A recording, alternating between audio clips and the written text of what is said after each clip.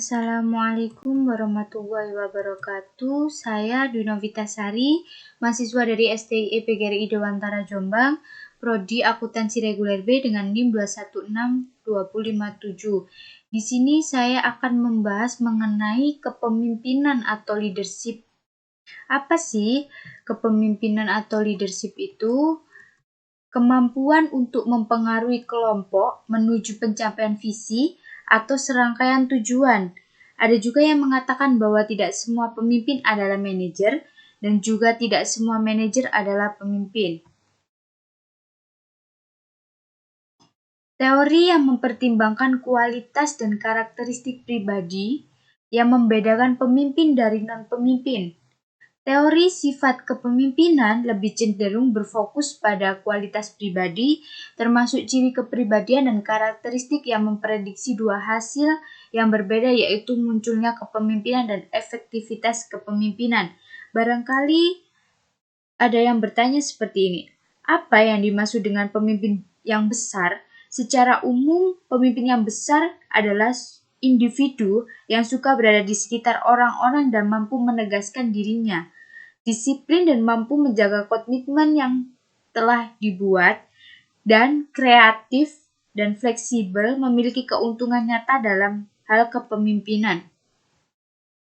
Dalam bab ini ada sejumlah pendekatan berbeda untuk menganalisis kepemimpinan. Di sini saya akan membahas salah satu pendekatan menurut teori kontingensi. Beberapa pemimpin yang berpikiran keras tampaknya mendapatkan banyak pengagum ketika mereka mengambil alih perusahaan yang sedang berjuang dan membawa mereka keluar dari krisis. Ketika peneliti melihat pengaruh situasionalnya, dimisalkan nih, ada kondisi A yang gaya kepemimpinan X lebih sesuai, sedangkan gaya Y lebih cocok untuk kondisi B dan gaya Z untuk kondisi C.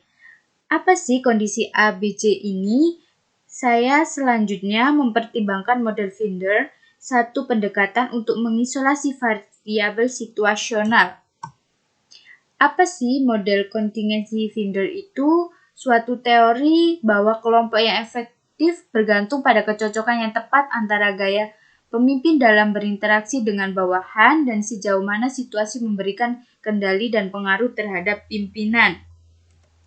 Sebagai langkah pertama, kuesioner rekan kerja yang paling tidak disukai atau LPC.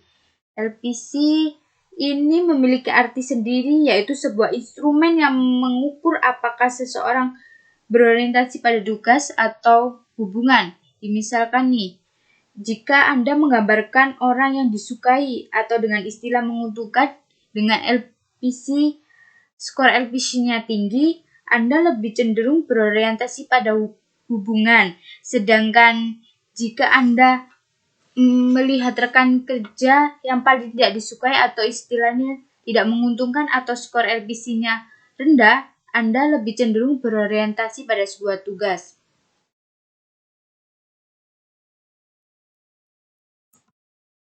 Ada 3 dimensi kontingensi atau situasional. Yang pertama, hubungan pemimpin dengan anggota, yaitu di mana pemimpin dipercaya dan disukai oleh anggota kelompok serta keinginan mereka mengikuti arahan pemimpin. Yang kedua, struktur tugas, di mana tugas diberikan pemimpin kepada anggota kelompok secara jelas. Yang ketiga, kekuasaan posisi atau tingkat pengaruh yang dimiliki seseorang pemimpin atas variabel kekuasaan seperti perekrutan, pemecatan, disiplin, promosi, dan kenaikan gaji. Menurut model Finder, semakin tinggi struktur tugas, semakin banyak prosedur yang ditambahkan, dan semakin kuat kekuasaan posisi, semakin besar kendali yang dimiliki pemimpin. Pada gambar ini, situasi yang menguntungkan di mana pemimpin kepada anggotanya bagus, struktur tugasnya tinggi, kekuatan posisinya kuat. Sedangkan situasi yang tidak menguntungkan di mana hubungan pemimpin dengan anggotanya rendah, struktur tugasnya rendah, kekuatan posisinya juga rendah. Sekian dari presentasi saya. Apabila ada kesalahan, saya mohon maaf. Wassalamualaikum warahmatullahi wabarakatuh.